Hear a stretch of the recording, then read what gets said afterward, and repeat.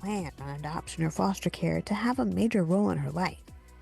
Even in college, she didn't major in anything that would indicate a career in the field of adoption. It was only after getting a job in social services that she developed a deep love for the field. Over time, she witnessed successful adoption and also interactions that went horribly wrong. She was so moved by these issues that she witnessed that she wrote 2 books on the topic. Find out more about Anne and learn from her cautionary tales to understand what she feels we need to do better for first mothers, children, and adoptive families. This time on Adoption Uncovered.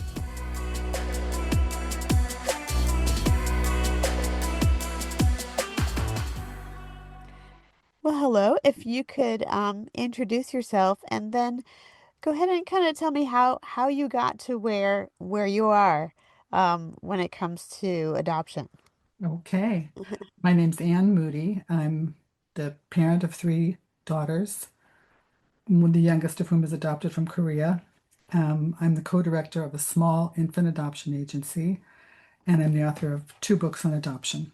The way I got started in adoption was probably the same, well, I had the same influences of every kid growing up in the 1950s of being besieged, and happily besieged by appealing orphans everywhere, from Shirley Temple to Disney characters to Anne of Green Gables to, some like half the books I read were about orphans, and it made adoption seem very appealing. It didn't usually think about foster care, but I did when I was about 8. I read a book about a little girl in a foster home that happened to be next door to a pony farm, who ends up getting adopted by the owner of the pony farm and her caseworker. And it was an incredibly touching and influential book that made foster care also seem attractive to me. Next encountered adoption when I was about 12, and I read an article about a woman who had adopted a child from Korea. And I don't know, something just clicked, and I thought that's something I want to do someday. And happily, I grew up to be able to do that. I didn't think about adoption in terms of my career in school. I majored in urban planning as an undergrad and then went on to an MSW program, but in administration and policy, not in casework. And it was just by chance that I happened to apply for a job with the Michigan Department of Social Services in the foster care unit, just because we were staying in Ann Arbor for a while because my husband had found a job he really liked there and I needed a job. So, as fate would have it, that had a tremendous impact on not only my future career, but my life. I then spent 6 years working in the foster care system in Michigan, and that was sad and stressful and incredibly rewarding, and the best education I could have possibly gotten, about not just about foster care, but about life. However, I didn't want to stay in it. It was too stressful. I ended up coming back to Seattle, which is where we were from originally, and got a job with an adoption agency, a large agency specializing in international adoption. And I worked there for 10 years as an adoption counselor and as the supervisor of the birth parent counseling program. And that was when open adoption was brand new. This is probably 1980. And so the program was very successful because it promoted open adoption, and it grew to a 4-state area and 100 placements a year, and it was huge. And then as things changed, it sort of died back and private adoption took over in the infant adoption area. So after 10 years with that agency, I joined forces with a partner and we took over an existing agency and specialized in in-country infant adoption and birth mom counseling. And that's what I've been doing ever since. But officially I've sort of retired and I'm now concentrating on the books and finding that very rewarding. So the books are, the first one was about, is sort of, well, the motivation for that one was I realized I was telling the same stories over and over again to the families I worked with, and I thought it might be efficient to just write these down. They were illustrative stories about various points I wanted to make, and so I did, and it turned into sort of a memoir and sort of sort of about foster care, about adoption, about the state of adoption, about being an adoptive parent. It was kind of a mix of things. But when I finished that book, I realized I hadn't done enough. I hadn't finish saying all I wanted to say about what was happening with the current state of infant adoption, which I had watched get increasingly difficult and increasingly unethical over the years. So I wrote the second book about that. And that's where I am today.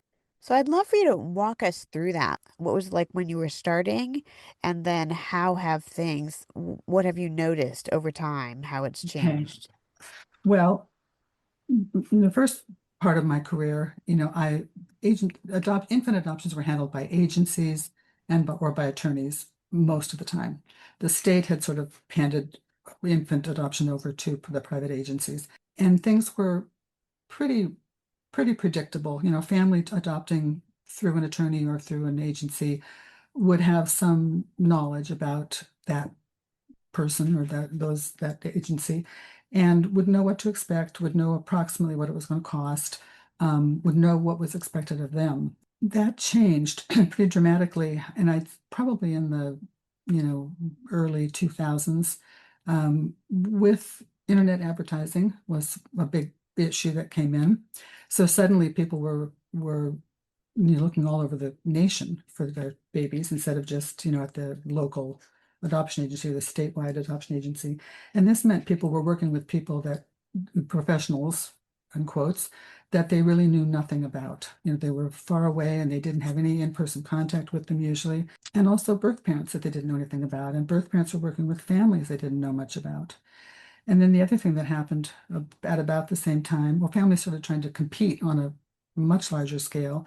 The supply of babies started going down for various reasons, good reasons usually. It just became a lot harder to adopt. And what happened as a result of that was that people started offering money, offering to pay living expenses. And that really skewed everything.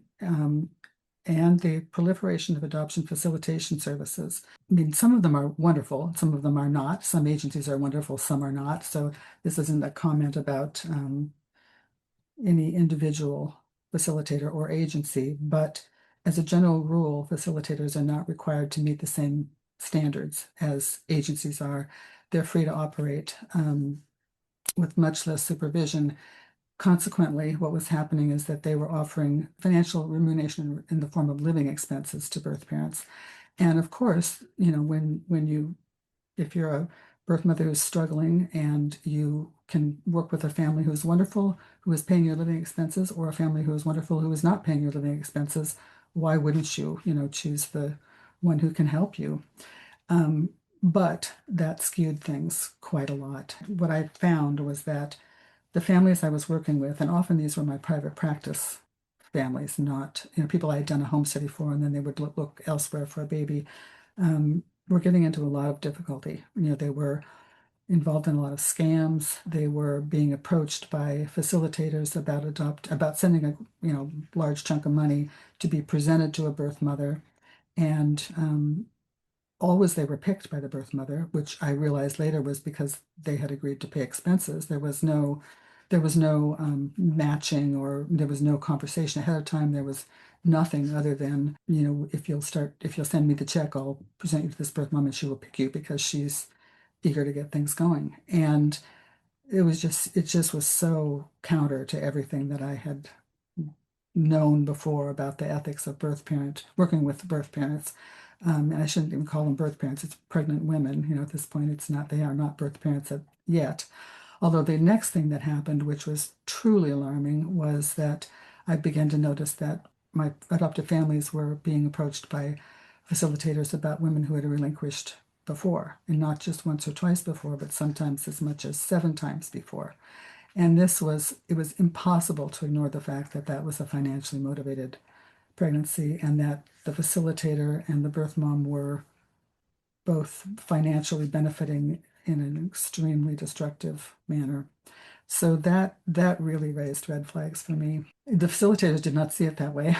They saw repeat birth mothers as pretty convenient, for them, because they didn't need a lot of counseling, supposedly. I mean, I would definitely challenge that. These poor women must have been absolutely desperate. A lot of Anne's experience is with mothers who are seeking to place their children in an adoptive family. Domestic baby adoption often gets a bad reputation for being the wrong choice for everyone involved. and helps us to see more nuance within this area of adoption. On balance, that's a very good thing that there aren't babies needing homes, but it does make it awfully hard for adoptive parents. Mhm. Is there any way in particular that you're able to deal with adoptive families that aren't maybe they can't find a child to adopt, or how do you Well, deal with that situation? I kind of don't. I mean, I don't have any source of babies. I Right, right. direct people to international adoption or the foster care system or something. Um, but yeah, no, it's not going to be possible for everyone to adopt who wants to, and certainly financially. I mean, there are so many people who are excluded, on that front. People who would be wonderful parents, because it's gotten prohibitively expensive. Hmm. Are there ways that you can imagine that it would make the system run better? My suggestions that are, in the second book.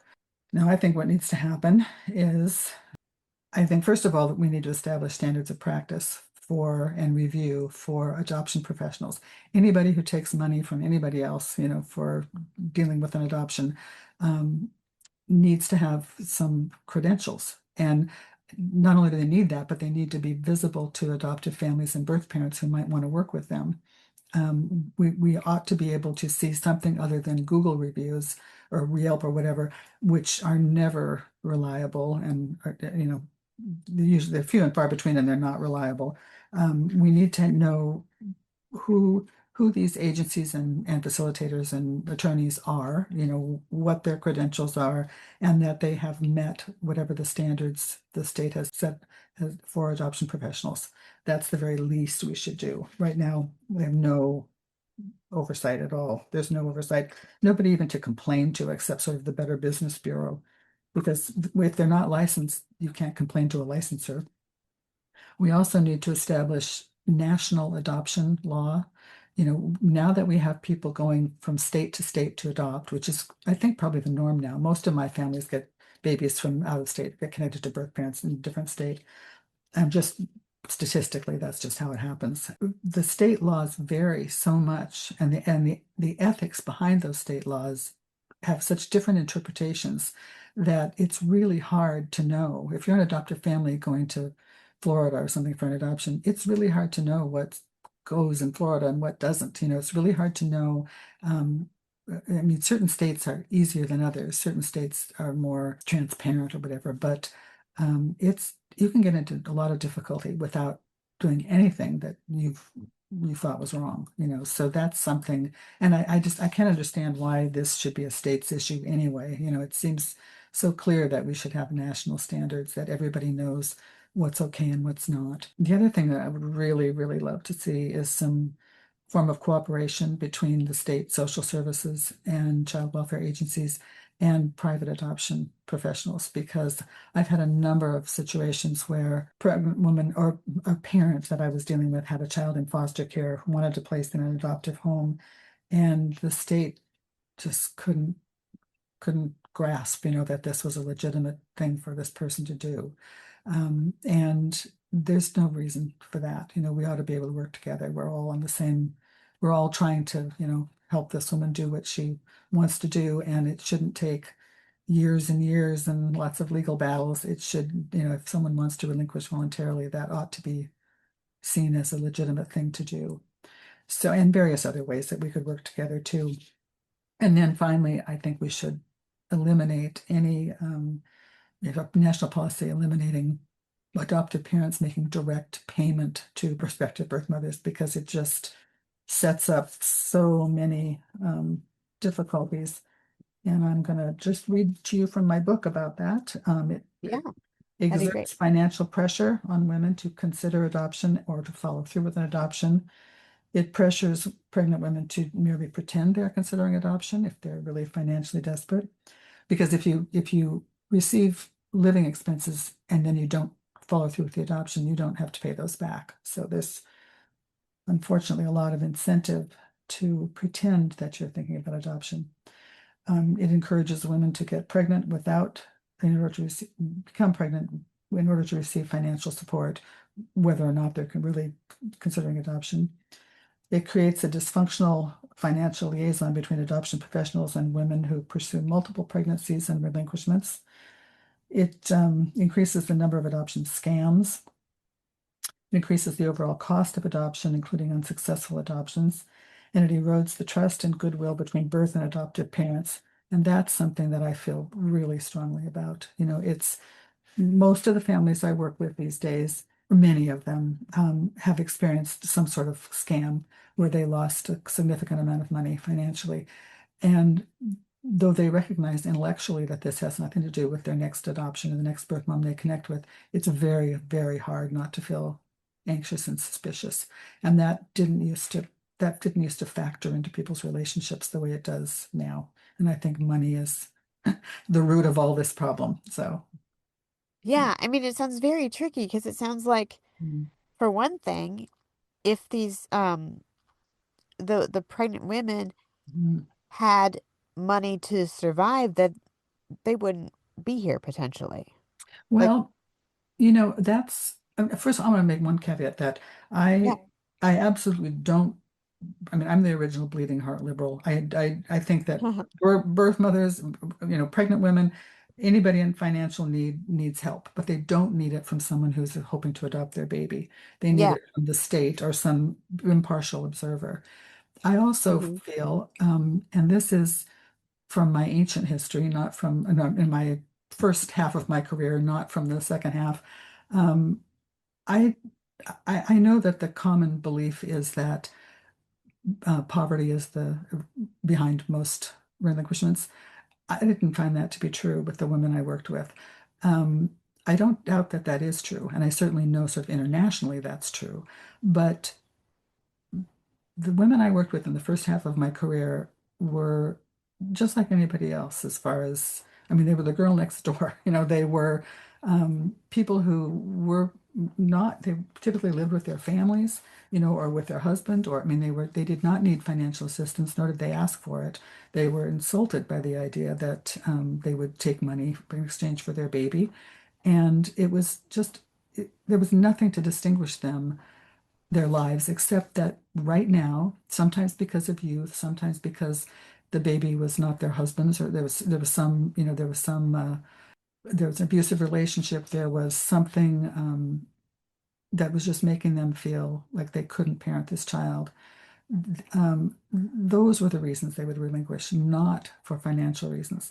Now, as time has gone on and drug issues have become far more prevalent, dysfunction in various ways seems more prevalent. I would say that a greater number of people, finances do play a greater part in it.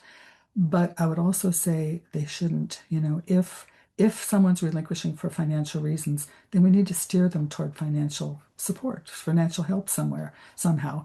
Because I mean, it is available. It's not easily or readily available, but it is available. No one in this country should have to relinquish their child because of money. And that's a whole nother, book at least. But yeah, it shouldn't be because of money. It should be because the I mean, the basic reason to relinquish is because you feel at this time in your life you're not able to give this child the home that you want them to have. And if you won the lottery tomorrow, maybe you would be able to hire help or do, there'd be something, but it wouldn't change um, your preparation for parenthood or whatever. It wouldn't have that. Well, that's too extreme an example, but if you were somehow not so strapped financially, it still wouldn't make you feel prepared to parent this child at this time. And I hope that's what's behind most relinquishments. I hope it isn't just poverty, though I think that's an easy answer. I think that's an easy explanation, and it Right. into it, but it's not the whole thing. And I think that's really interesting insight to have because I think a lot of us, coming from the outside looking in, we look and think, "Oh, well, if they just had this or if they just had Mhm. this, maybe they would go ahead and parent." But it's interesting to hear from you, from the people you've talked to, that there can be times in your life when it's just not the right time. Mhm. And it sounds like maybe the right choice for some of these women is to have another family raise their child. Mhm. Mhm. Um, do you Or, find that a lot of these women have continued contact with the child in some way, or do you know much about you that? know, by these women, which do you mean? The ones who are taking money or the ones who are? The ones that you've worked with that voluntarily have um Oh, yeah. The ones that I've worked Mhm. with, I mean, over the years, we always promoted openness, believing it was the best thing for the child, believing also it was the best thing for the birth parents and by extension for the adoptive parents, since everybody would feel relaxed and happy with each other. In the vast majority of our relationships, everybody did feel happy with each other. We just a handful of people where things just went wrong and they didn't maintain contact. Now, that contact doesn't mean lots of contact or in-person contact necessarily, but it means the birth parents pick the couple. They usually meet, at the time of before placement, and then again at the hospital. Sometimes lots of meetings in between, depending what stage of the pregnancy is, and then they have ongoing contact afterwards. I'm a huge proponent of letters written to the birth parent about the child, because those have proven to be very helpful over the years, both to creating a record, if there's any dispute about anything, you've got a record of what was going on when. But more importantly, to give the child the message that the birth parent is someone who's important to you. You want to share information about the child. You enjoy sharing information about the child with them, and you're all on the same page as far as the adoption. There's no secrecy, there's no ill will. Everybody agreed. Your birth mom, chose this family and feels good about it, and it's on. Everybody knows that everybody's continuing to do well. That's the norm.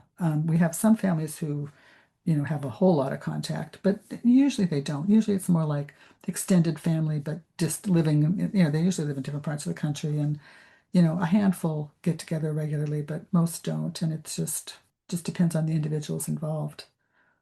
But the message that we felt so strongly about, which is that the child understand that this was a decision made mutually out of love and concern for the child, that message is usually gotten across.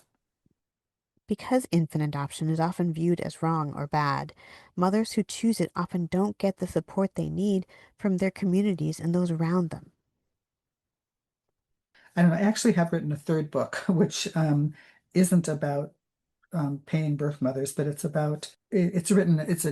YA novel for middle grade about birth moms. It's about a girl who's pregnant and planned an adoption, has an open adoption, and then there's a Chinese adoptee who's looking for her birth mother, and it sort of equates the two experiences and what those two girls have in common, even though they're, I mean, the young birth mother in China and the young birth mother here, what's similar about their stories, and it's aimed at helping people, um, at building empathy, in a young audience. And I wrote it because I would hear when I would talk to younger girls, young teenagers about pregnancy, the typical response would be, I could never do, I mean, not about pregnancy, about adoption. Their typical response would be, I could never do that to my baby.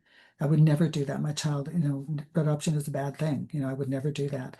And, I thought this is just so sad, that girls who do choose adoption are so misunderstood, by their peers. And I also worked with birth moms in the past who, would after relinquishing would expect to find, support and encouragement from their peers, and instead found this, well, I could never have done that. I don't know how you could do that. And it was just such a sad misunderstanding of their motivation and how they were feeling, and the idea that they didn't love their child, and it was sad. So I was trying to get to the root of the problem, which is the young audience instead of adults. And I don't know other than dramatic stories like that, or approaching it through a movie or a book, or something, or a real life sad story that hits the news.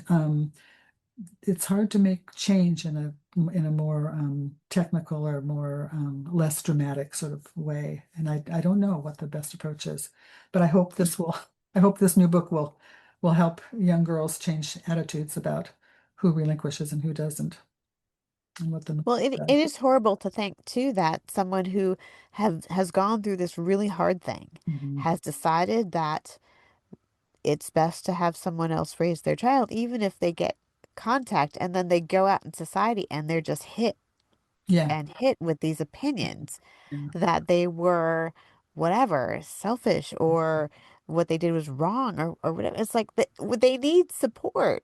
If yes. they came to that really hard decision that was right for them. Right. A very strong group of people feel like there is no good reason to relinquish a child. There's no birth mother who doesn't regret her decision.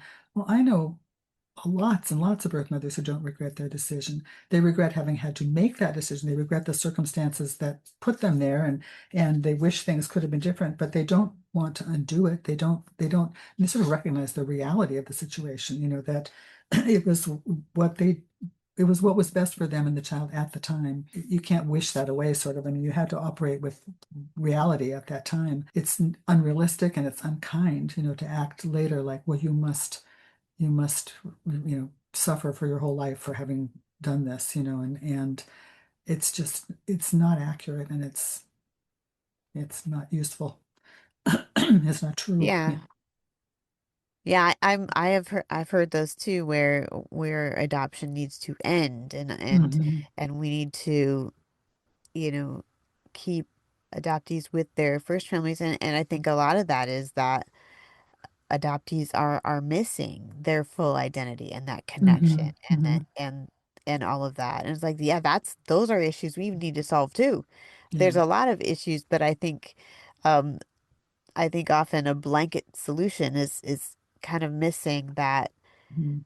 there are times when different solutions work for different Yes. people if you can do it in an ethical way, and that's the hard part.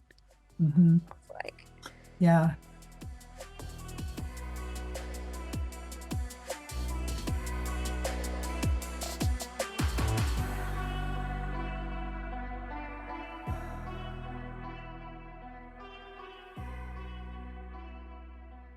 adoption, especially infant adoption, has a lot of flaws that can harm children and adults involved with the system. Many people want to throw out the system of adopting babies entirely. Based on this conversation with Anne Moody, it might be possible to see a way where families can be formed in this way, but it's difficult to sidestep all the problems and pitfalls. Learn more about Anne's knowledge and perspective and find links to her books on my website, adoptionuncover.com. And thank you.